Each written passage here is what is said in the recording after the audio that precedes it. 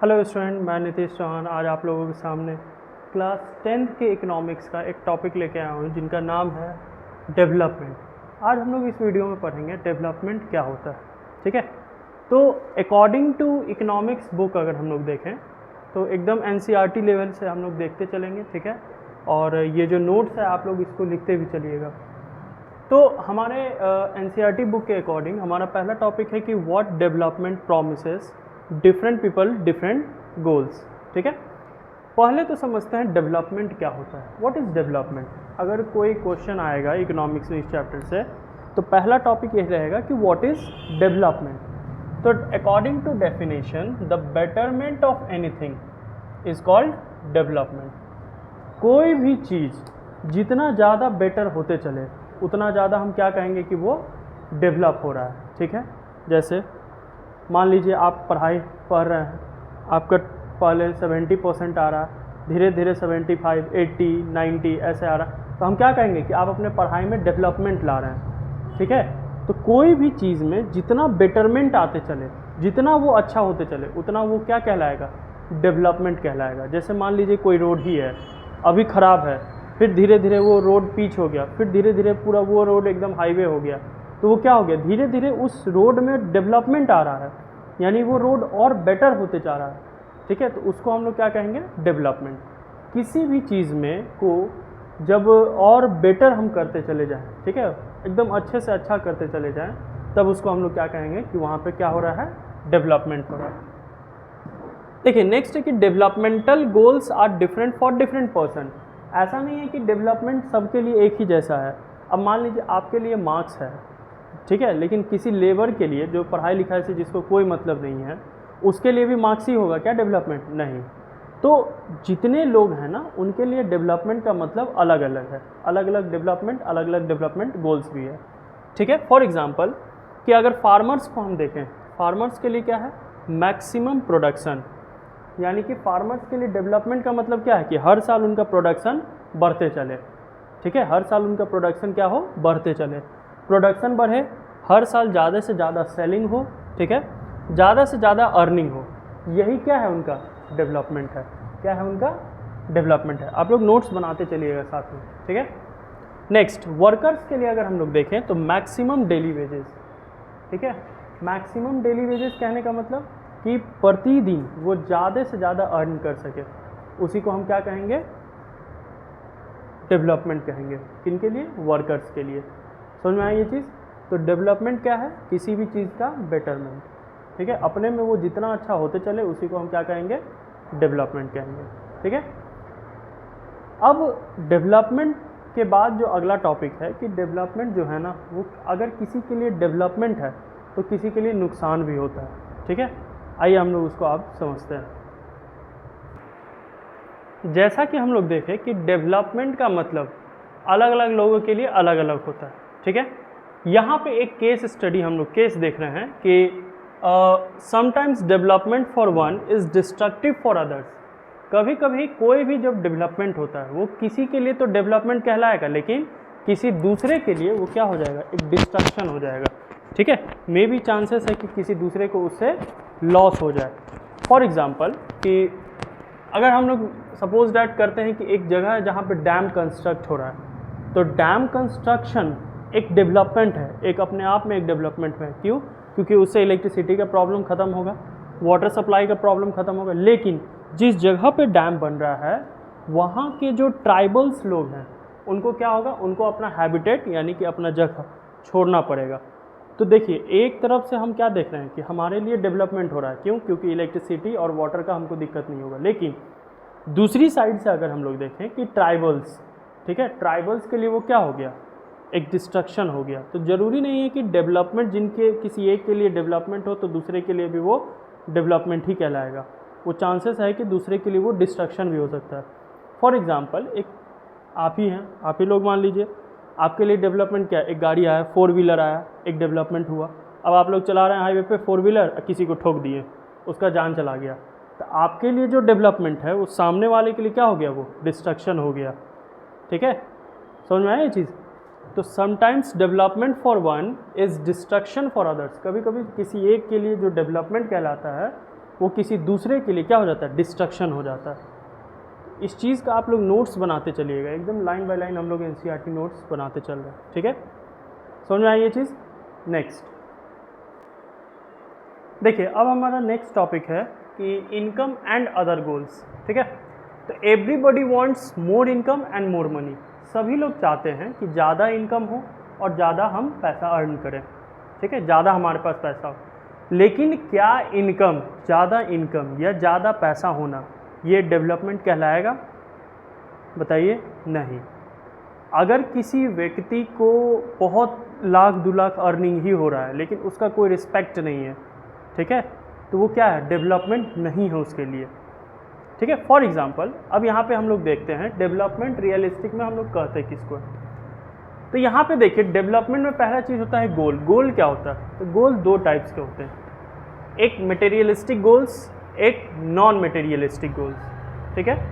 Materialistic goals की अगर हम लोग बात करें तो एक ऐसा गोल जिसको हम लोग मनी से बाई कर सकते हैं, जिसको हम लोग पैसे से खरीद सकते हैं, जैसे घर मटेरियलिस्टिक गोल है, कार मटेरियलिस्टिक गोल है, क्लोथ्स मटेरियलिस्टिक गोल है, बाइक मटेरियलिस्टिक गोल है, कोई फूड आइटम मटेरियलिस्टिक गोल है। जिस भी गोल को हम मनी के हेल्प से कंप्लीट कर सकते हैं, खरीद सकते हैं, उसको हम क्या कहेंगे, मटेरियलिस्टिक गोल। नॉन मटेरियलिस्टिक यानी कि वैसा गोल जो मनी के द्वारा कंप्लीट नहीं किया जा सकता, यानी जिसको हम लोग पैसे से खरीद नहीं सकते। लव, किसी का प्यार आप पैसे से खरीद सकते हैं? एक मम्मी को 500 रुपया दिए तो मम्मी आपको प्यार करने लगी, ऐसा होता है क्या? नहीं, ठीक है। रिस्पेक्ट, किसी का रिस्पेक्ट आप पैसे से खरीद सकते हैं? नहीं, वो सामने में भले ही आपकी रिस्पेक्ट करेगा, पीठ पीछे के बाद बुरा ही करेगा। नेक्स्ट, इक्वलिटी, बराबरी, ये भी हम नहीं पैसे से खरीद सकते। फ्रीडम, आज़ादी, कहीं हम काम ही कर रहे हैं हमको फ्रीडम ही नहीं है, आज़ादी ही नहीं है। सिक्योरिटी, कहीं काम कर रहे हैं हमको जॉब सिक्योरिटी मिल ही नहीं रहा है, ठीक है, तो ये सब डेवलपमेंट नहीं है, ठीक है। डेवलपमेंट कब होगा? जब ये दोनों गोल्स एक साथ आ जाए, जब ये दोनों गोल्स एक साथ पूरा हो रहा है तभी हम क्या कहेंगे कि हमारा सही रूप से डेवलपमेंट हो रहा है। यानी डेवलपमेंट का मतलब क्या है? 2 गोल होना, एक मटेरियलिस्टिक गोल, एक नॉन मटेरियलिस्टिक गोल। जब ये दोनों गोल हमारे साथ हो रहा है, जब हमारे साथ है, ठीक है, तभी हम कहेंगे कि हमारे पूरे तरीके से हमारा डेवलपमेंट हो रहा है। समझ में आई ये चीज़? तो डेवलपमेंट का मतलब क्या कि both, we have to gain both goals, materialistic goals and non materialistic goals, ठीक है। समझ में आई ये चीज़? तो सिर्फ पैसा ही कमाना डेवलपमेंट नहीं है, ठीक है। चलिए, यहाँ तक में कोई दिक्कत? आप लोग प्रॉपर एकदम नोट्स बनाते चलिएगा। देखिए, नेक्स्ट हमारा टॉपिक क्या है? National development. नेशनल डेवलपमेंट क्या होता है? कब हम कहेंगे कि हमारा जो नेशन है वो डेवलप कर रहा है, ठीक है। तो different peoples could have different thoughts towards national development. देखिए, अगर हम लोग लोगों के साथ बात करें कि भाई आपके लिए नेशनल डेवलपमेंट का मतलब क्या है, तो जितने भी लोग होंगे उनका अपना अपना एक विचार होगा, ठीक है। जैसे मान लीजिए कि किसी से पूछें क्या होना चाहिए डेवलपमेंट के लिए, तो वो बोलेगा क्या, मतलब मेरे घर के छत पर से एकदम पुला बना दीजिए, एकदम बाईपास पर टच हो जाए, वही डेवलपमेंट होगा। कोई कहेगा नहीं, पूरा ढलाई कर दीजिए, हमको धूप नहीं लगे, वो डेवलपमेंट है, ठीक है। तो जितने भी लोग हैं ना, सब ऐसे ही फालतू फालतू डेवलपमेंट बोलेंगे, ठीक है। तो जितने लोग से बात करेंगे सबके लिए डेवलपमेंट का मतलब अलग होता है, ठीक है। समझ में आई ये चीज़? क्योंकि सब अपने अपने लेवल से सोचेंगे, जिसके कारण ये कभी कभी क्या होता है ना, कन्फ्लिक्टिंग हो जाता है, कन्फ्लिक्ट होने लगता है, लड़ाई झगड़ा होने लगेगा, ठीक है। तो एक्चुअली में डेवलपमेंट का मतलब क्या होता है? तो the ability of a country to improve the living standard of its citizen. National development का मतलब क्या है कि किसी भी कंट्री का वो एबिलिटी, ठीक है, जिससे वो अपने सिटीज़न के लिविंग स्टैंडर्ड को इम्प्रूव कर सके, ठीक है। अगर किसी भी कंट्री में किसी उनके सिटीज़न का लिविंग स्टैंडर्ड इम्प्रूव हो रहा है तब वो कंट्री क्या है? डेवलपमेंट में है, ठीक है। अगर किसी कंट्री, कोई कंट्री में उनके सिटीजन्स को किसी भी बात से रिलेटेड कोई दिक्कत नहीं है, कोई प्रॉब्लम नहीं है, तो वो डेवलप्ड कंट्री है, ठीक है। समझ में आया ये चीज़? तो डेवलपमेंट का मतलब क्या कि किसी भी कंट्री को डेवलप्ड हम तभी कहेंगे कि जब उनके सिटीज़न को का लिविंग स्टैंडर्ड इम्प्रूव हो रहा हो, रहने का तौर तरीका इम्प्रूव हो रहा हो, ठीक है, तभी हम कहेंगे कि वो कंट्री क्या है, एक डेवलप्ड कंट्री है। देखिए नेशन डेवलपमेंट के लिए क्या क्या चीज़ जरूरी है, कब हम कहेंगे, तो उस नेशन में प्रॉपर एजुकेशन सिस्टम होना चाहिए, ठीक है, प्रॉपर हेल्थ सर्विस होना चाहिए, यानी हेल्थ के लिए लोगों को प्रॉब्लम ना होना चाहिए, प्रॉपर पब्लिक फैसिलिटीज़ होना चाहिए, प्रॉपर एम्प्लॉयमेंट होना चाहिए। अब हमारे इंडिया ही को ले लीजिए, इंडिया में क्या है, हेल्थ एजुकेशन तो है, फिर भी एक हद तक ठीक है, प्रॉपर हेल्थ सर्विस भी है, पब्लिक फैसिलिटी भी है, क्या प्रॉपर एम्प्लॉयमेंट है सही तरीके से हमारे इंडिया में या हमारे बिहार में, सही इंडिया में का बात छोड़ दो, बिहारी में, हमारे बिहार में प्रॉपर एम्प्लॉयमेंट है नहीं, तो हमारा बिहार क्या है, एक डेवलप्ड स्टेट में नहीं आएगा, ठीक है। इंडिया आ सकता है, इंडिया में प्रॉपर एम्प्लॉयमेंट है, ठीक है, एम्प्लॉयमेंट मिल रहा है लोगों को। तो जिस भी कंट्री में ये चारों चीज़ सही से हो रहा है, यानी education, health service, public facility, employment, उस कंट्री को हम क्या कहेंगे, डेवलप्ड कंट्री कहेंगे, क्योंकि जितने भी सिटीज़न हैं उनका लिविंग स्टैंडर्ड यही चार चीज़ से बढ़ेगा, कोई पांचवा चीज़ नहीं होगा। समझ में आई ये चीज़, कोई दिक्कत इसमें? देखिए हमारा नेक्स्ट टॉपिक है कि how to compare different countries and states, कैसे कंपैरिजन किया जाए अलग अलग कंट्रीज़ को और स्टेट्स को, कि कौन डेवलप्ड है कौन डेवलप्ड नहीं है। तो कंपैरिजन करने का जो सबसे मेन अगर हम लोग बात करें कि पॉइंट, वो है इनकम, ठीक है। तो सबसे मेन फैक्टर है इनकम। इनकम को हम पहले देखेंगे किसी भी देश या किसी भी स्टेट्स को कंपैरिजन करने के लिए। तो इनकम में कौन सा इनकम, हमको किसी कंट्री या किसी पर्टिकुलर पर्सन का इनकम तो पता नहीं है एग्जैक्ट, तो क्या इनकम देखेंगे, ठीक है। तो आइए देखते हैं हम लोग। If a country is developed और under developed is shown by its income, कोई भी कंट्री डेवलप्ड है कि अंडर डेवलप्ड है वो कैसे पता चलता है, उसके इनकम से। नेक्स्ट, इनकम में भी कौन सा इनकम, द पर कैपिटा इनकम, कौन सा इनकम, द पर कैपिटा इनकम को हम लोग यूज़ करते हैं। अब हम लोग देखते हैं पर कैपिटा इनकम होता क्या है, ठीक है। पर कैपिटा इनकम को हम लोग एवरेज इनकम भी कहते हैं। हम लोग एवरेज इनकम क्यों लेते हैं, ताकि क्योंकि हमको किसी के इनकम का एग्जैक्ट नहीं पता है कि कितना है, इसीलिए हम लोग कोई भी चीज़ को निकालने के लिए, जब भी किसी चीज़ का एग्जैक्ट हमको नहीं पता रहता है तो हम लोग एवरेज निकालते हैं कि लगभग कितना होगा, ठीक है। एग्जैक्ट वैल्यूज़ हम लोग को नहीं जानकारी रहता है, इसीलिए पर कैपिटा इनकम को हम लोग क्या कहते हैं, एवरेज इनकम भी कहते हैं। अब होता क्या है, तो द एवरेज इनकम अर्नड पर person in a specific year. तो पर कैपिटा इनकम होता है कि किसी पर्टिकुलर साल में किसी भी पर्सन का टोटल अर्निंग कितना रहा, एक साल में एक आदमी का टोटल एवरेज अर्निंग कितना रहा, उसी को हम क्या कहेंगे, पर कैपिटा इनकम। फिर से हम बोल रहे हैं कि एक साल में एक आदमी का टोटल एवरेज इनकम कितना रहा, यानी एवरेजली वो पूरे एक साल में कितना कमाया है, ठीक है, उसी को हम क्या कहेंगे, पर कैपिटा इनकम, ठीक है।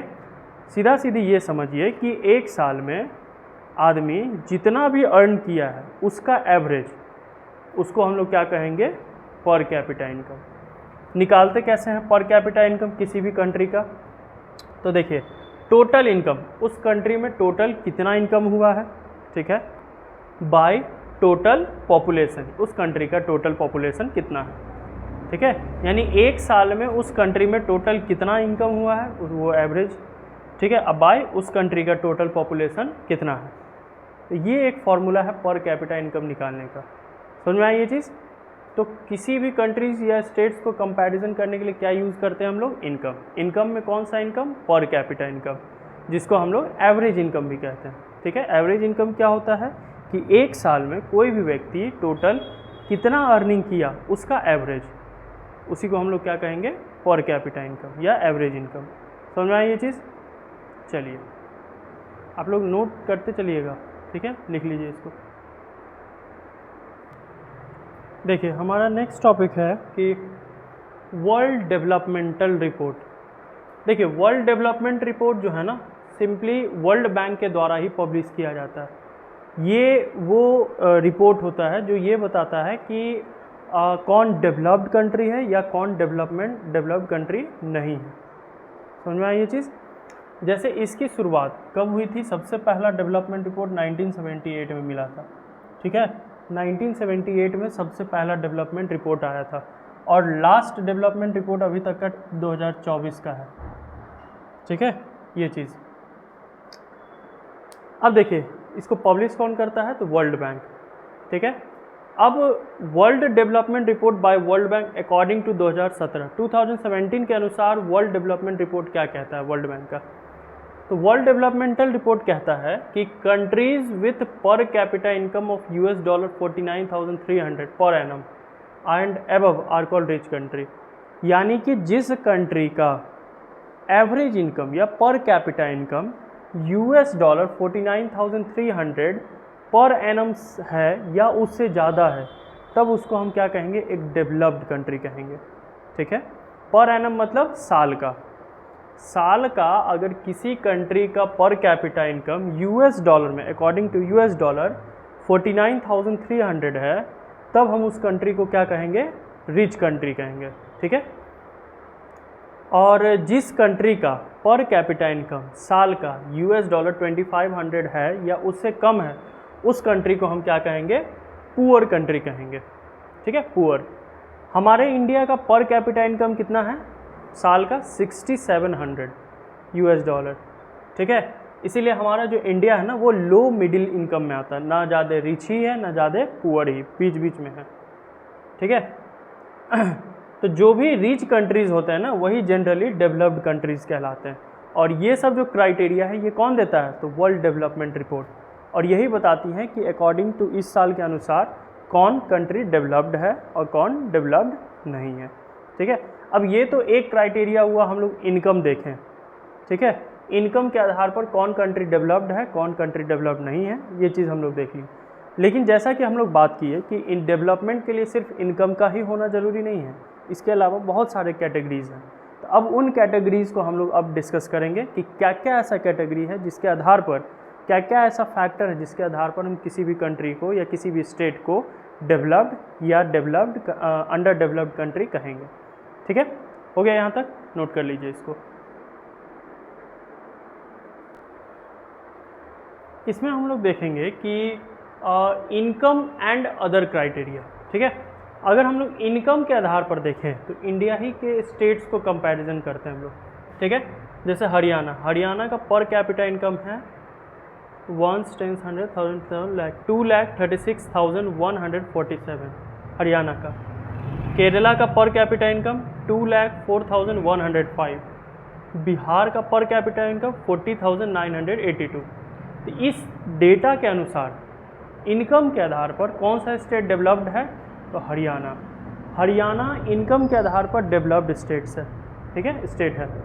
लेकिन सिर्फ इनकम ही नहीं होता है एक फैक्टर। अगर हम लोग दूसरा फैक्टर का बात करें यानी कि इन्फेंट मोटिलिटी रेट का अगर हम लोग बात करें, तो पहले तो समझते हैं ये होता क्या है।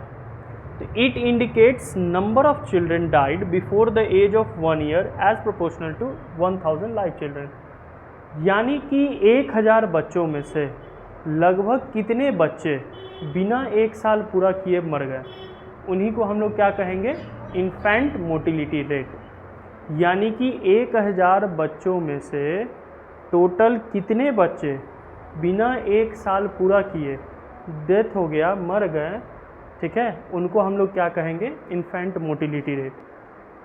समझ में आई ये चीज़ कि सीधा समझो, 1 साल में 1000 बच्चों में से टोटल जितने बच्चे मर गए हैं उन्हीं को हमको क्या कहेंगे, इन्फेंट मोटिलिटी रेट। हरियाणा में देखें तो इन्फेंट मोटिलिटी रेट है 30, केरला में 7, बिहार में 32। इन्फेंट मोटिलिटी रेट के आधार पर यहाँ पे कौन डेवलप्ड है, तो केरला, ठीक है। देखिए चेंज हो रहा है, इनकम के आधार पर हरियाणा था लेकिन इन्फेंट मोटिलिटी के आधार पर कौन है, केरला। अभी हम लोग और आगे देखेंगे अगला अपना फैक्टर, यहाँ तक इसको नोट कीजिए। देखिए हमारा नेक्स्ट फैक्टर है, तीसरा फैक्टर है लिटरेसी रेट। लिटरेसी रेट क्या होता है कि the proportion of literate population in the age of 7 and above ठीक है। लिटरेसी रेट ये कहता है कि किसी भी स्टेट में कितने लोग ऐसे हैं 7 साल या उनसे ऊपर जो पढ़े लिखे हैं। ठीक है, कहने का मतलब कि किसी भी स्टेट में कितने लोग ऐसे हैं, कितने परसेंटेज लोग ऐसे हैं जिनका एज ग्रुप 7 या उससे अबव है, वो पढ़े लिखे हैं। ठीक है, सिंपली पढ़े लिखों की संख्या कितनी है उसको हम लोग क्या बोलते हैं, लिटरेसी रेट। तो लिटरेसी रेट के आधार पर अगर हम लोग देखें तो हरियाणा में टोटल पढ़े लिखे लगभग 82% लोग हैं, केरला में 94, बिहार में देखिए 62%। देखो बिहार में कितना कम पढ़ा लिखा है, इसलिए पढ़ो लिखो, ठीक है, IAS बनो, बिहार का संख्या बढ़ेगा नहीं। बिहार के लोग हैं कि लफंदगिरी करने में ज़्यादा मज़ा आता है, ज़्यादा चूल मचा रहता है एकदम। देखो यहाँ पे केरला और हरियाणा में, तो इस डेटा के अनुसार भी डेवलप्ड कंट्री कौन है, केरला। नेक्स्ट है net attendance ratio. Simply net attendance ratio क्या कहता है कि किसी भी स्टेट में 14 या 15 साल तक के एज ग्रुप वाले बच्चे कितने लोग हैं ऐसे जो स्कूल जा रहे हैं, यानी अपना अटेंडेंस बना रहे हैं, स्कूल जा रहे हैं पढ़ने के लिए। ठीक है, किसी भी स्टेट में, ठीक है, किसी भी स्टेट में टोटल कितने ऐसे बच्चे हैं 14 और 15 साल वाले जो स्कूल अटेंड कर पा रहे हैं। ठीक है, जो स्कूल अटेंड कर पा रहे हैं। जैसे कि हरियाणा में अगर देखें तो 100 में से 61 बच्चा स्कूल जा रहा है। ठीक है, केरला में देखें 100 में से 83 बच्चे स्कूल जा रहे हैं। यहाँ फिर इंडिया नहीं, बिहार में देखें तो 100 में से 43 ही जाता है, बाकी सब चल जाता है बंक मार के खेलने कूदने, सिगरेट धूकने, यही सब। ठीक है, तो ये चीज़ है। तो इसके अनुसार भी कौन डेवलप्ड है, केरला। समझ में आया ये चीज़। तो इतने फैक्टर्स थे जिनके आधार पर हम लोग देखें कि डेवलपमेंट क्या था। इनकम के आधार पर हरियाणा डेवलप्ड है, लिटरेसी रेट में केरला आगे है, इन्फेंट मोर्टेलिटी रेट में केरला आगे है, नेट अटेंडेंस रेशियो में केरला आगे है। तो ये सिर्फ एक इनकम के आधार पर ही कौन आगे है, हरियाणा। अब बिहार तो खैर तीनों में पीछे। समझ में आई ये चीज़। इसीलिए यहाँ से हम लोग देख सकते हैं कि सिर्फ एक ही फैक्टर नहीं होता है जिसके आधार पर हम ये देख सकें कि कौन डेवलप्ड है और कौन डेवलप्ड नहीं है। ऐसे बहुत सारे फैक्टर्स हैं। ठीक है, समझ में आई ये चीज़, इसको नोट कर लीजिए। नेक्स्ट हमारा टॉपिक है पब्लिक फैसिलिटीज़। पब्लिक फैसिलिटी क्या होता है? तो पब्लिक फैसिलिटी बेसिकली वो सारा फैसिलिटी होता है जो गवर्नमेंट प्रोवाइड करता है अपने सिटीज़न को, ताकि उनका जीवन यापन सही से चल सके। समझ में आया ये चीज़। पब्लिक फैसिलिटी मतलब वो सारा फैसिलिटी जो कौन प्रोवाइड करता है, गवर्नमेंट, सरकार। ठीक है, किस लिए? ताकि उनके सिटीज़न को कोई दिक्कत ना हो, उनका सिटीज़न का जीवन यापन सही से चले। जैसे रोड पब्लिक फैसिलिटी है, ट्रांसपोर्ट पब्लिक फैसिलिटी है, ठीक है, एजुकेशन पब्लिक फैसिलिटी है, हेल्थ, फूड, सिक्योरिटी, ये सब क्या है, पब्लिक फैसिलिटी है। फूड में भी आप लोग देखे होंगे कि लोगों को न्यूट्रिशन का दिक्कत ना हो, इसके लिए बहुत सारे स्टेट्स में क्या है, PDS सिस्टम शुरू हो गया है, पब्लिक डिस्ट्रीब्यूशन सिस्टम, जिसमें गवर्नमेंट क्या करती है कि ग्रेन्स डिस्ट्रीब्यूट करती है, चावल और दाल वगैरह, ठीक है, गेहूँ, ये सब। समझ में आए ये चीज़, ये सब डिस्ट्रीब्यूट किया जाता है ताकि उनको न्यूट्रिशन का कोई दिक्कत ना हो, उन लोगों का सही से खान पीन हो सके। ठीक है, नेक्स्ट हमारा body mass index. Body mass index basically क्या है, एक ऐसा क्राइटेरिया है जिससे ये पता किया जा सके कि कोई भी व्यक्ति नॉरिज्ड है, अंडर नॉरिज्ड है या ओवर वेटेड है। मतलब नॉरिज्ड मतलब थोड़ा सा ठीक है, हेल्दी है, नॉर्मल है, ठीक है। अंडर नॉरिज्ड मतलब बहुत दुबला पतला और नॉरिशमेंट के कगार पर है, ठीक है। और ओवर वेटेड मतलब बहुत हेवी हो गया है, एकदम ओवर वेट हो गया है, ठीक है, जिसका वजन ज़्यादा बढ़ गया है। तो ये तीन चीज़ जो भी बताएगा उसको हम लोग क्या कहेंगे, बॉडी मास इंडेक्स। निकालने का क्या फॉर्मूला होता है, वेट जो कि केजी में होगा बाई हाइट का स्क्वायर जो कि मीटर में होगा। ठीक है, आप लोग अपना अपना बॉडी मास इंडेक्स निकाल लीजिएगा और देख लीजिएगा क्या है, नॉरिज्ड है, अंडर नॉरिज्ड है कि ओवर वेटेड है। अब अगर BMI 18 से कम रहा, 18 से कम रहा, तो आप अंडर नॉरिज्ड है, यानी आपको और नॉरिशमेंट चाहिए और आपका बॉडी हेल्थ ग्रो होना चाहिए। ठीक है, अगर आपका BMI 25 से ज़्यादा रहा तो आप ओवर वेटेड हैं, ठीक है, बहुत ज़्यादा वजन हो गया है, कम कीजिए थोड़ा, और अगर BMI 18 से 25 के बीच में रहा तो आप नॉरिश्ड हैं, ठीक है। ठीक है, अब ज़्यादा ना ठूसने का ज़रूरत है, ना ज़्यादा एक्सरसाइज करने का ज़रूरत है, नॉर्मल है, आप मेंटेन रखिए बस इसी को। समझ में आई ये चीज़? बॉडी मास इंडेक्स क्या बताता है कि हम लोग कितने हेल्दी हैं और कितने ओवरवेटेड हैं। समझ में आई ये चीज़? इसको नोट कीजिए। देखिए हमारा नेक्स्ट टॉपिक है UNDP। UNDP का मतलब होता है यूनाइटेड नेशन डेवलपमेंट प्रोग्राम। अब इस प्रोग्राम में होता क्या है, तो इस प्रोग्राम में एक ह्यूमन डेवलपमेंट रिपोर्ट बनता है, ठीक है। और इस ह्यूमन डेवलपमेंट रिपोर्ट का भी काम यही है कि अलग अलग कंट्रीज़ को, डिफरेंट कंट्रीज़ को कंपेयर करने के लिए इस्तेमाल किया जाता है, ठीक है, कंपैरिजन के लिए, ठीक है। लेकिन इसका क्या क्या फैक्टर है कंपैरिजन करने के लिए? इनकम, एजुकेशन और हेल्थ। ये तीनों फैक्टर पे कंपेयर करता है कंट्रीज़ को कि कौन डेवलप्ड है, कौन डेवलप्ड नहीं है। और इन तीनों फैक्टर के आधार पर ये एक हर साल HDI बनाता है। HDI मतलब ह्यूमन डेवलपमेंट इंडेक्स बनाता है, जिसमें कंट्रीज़ को अकॉर्डिंग टू डेवलपमेंट के आधार पर उसको रैंक किया जाता है, ठीक है, उसको रैंक दिया जाता है। जैसे इंडिया की अगर हम लोग बात करें तो डेवलपमेंट के आधार पर इंडिया का रैंक 131 है पूरे वर्ल्ड में, ठीक है। आप लोग के इकोनॉमिक्स में 130 दिया होगा, लेकिन ये करेंट डेटा है, ठीक है। इंडिया की अगर हम लोग बात करें तो डेवलपमेंट के आधार पर पूरे वर्ल्ड में कितना रैंक है? 131। ये रैंक इसको कौन दिया है? HDI, human development index. किस आधार पर देता है? ह्यूमन डेवलपमेंट रिपोर्ट के आधार पर। ह्यूमन डेवलपमेंट रिपोर्ट किस किस फैक्टर्स को देखते हुए कंपैरिजन करता है? इनकम, एजुकेशन और हेल्थ, ठीक है। और ये चीज़ रिपोर्ट कब बनता है? यूनाइटेड नेशन डेवलपमेंट प्रोग्राम में, UNDP के द्वारा बनता है ये। कोई दिक्कत इसमें? समझ में आई ये चीज़? तो इसका भी काम बेसिकली यही है कि वो कंट्रीज़ को कंपैरिजन करे, कंपेयर करे अकॉर्डिंग टू उसके डेवलपमेंट के आधार पर, ठीक है, और एक रैंक दे उसको। समझ में आई ये चीज़? आते हैं अब हम लोग अपने लास्ट टॉपिक पे। अब हमारा लास्ट टॉपिक है सस्टेनेबिलिटी ऑफ डेवलपमेंट। हम लोग ज्योग्राफी में भी पढ़े होंगे आप लोग कि सस्टेनेबल डेवलपमेंट क्या होता है। तो सस्टेनेबल डेवलपमेंट मतलब होता है कि एक ऐसा डेवलपमेंट जो हो लेकिन बिना इन्वायरमेंट को डैमेज किए। बिना इन्वायरमेंट को डैमेज किए जो भी डेवलपमेंट होगा उसको हम क्या कहेंगे? Sustainable development. फॉर एग्जांपल अभी जो CNG चालू हुआ है, तो CNG चालू हुआ एक डेवलपमेंट है, लेकिन CNG को चालू करने में कोई इन्वायरमेंटल डैमेज नहीं है, ठीक है। इसमें हम लोग क्या करते हैं कि नेचुरल रिसोर्सेज को यूज़ करते हैं कुछ इस तरीके से कि वो फ्यूचर जनरेशन के लिए भी सस्टेन्ड रहे, यानी फ्यूचर जनरेशन के लिए भी बचा हुआ रहे, ताकि आने वाला जो हमारा जनरेशन है वो भी इसको यूज कर सके, ठीक है। तो इस टाइप के डेवलपमेंट को हम लोग क्या कहेंगे? सस्टेनेबिलिटी ऑफ डेवलपमेंट या सस्टेनेबल डेवलपमेंट। तो हमारा जो ये इकोनॉमिक्स का चैप्टर 1 था डेवलपमेंट, ये कंप्लीट हुआ, ठीक है। उम्मीद करते हैं ये वीडियो आपको अच्छा लगा होगा और आप लोग प्रॉपर रूप से अपना नोट्स बनाइए और NCERT क्वेश्चंस आप लोग बनाइए, ठीक है। और किसी को भी हैंड रिटन नोट्स चाहिए तो आप कमेंट कीजिए और वीडियो को शेयर, लाइक, सब्सक्राइब कीजिए, ठीक है। मिलते हैं हम लोग अपने अगले वीडियो में, ठीक है।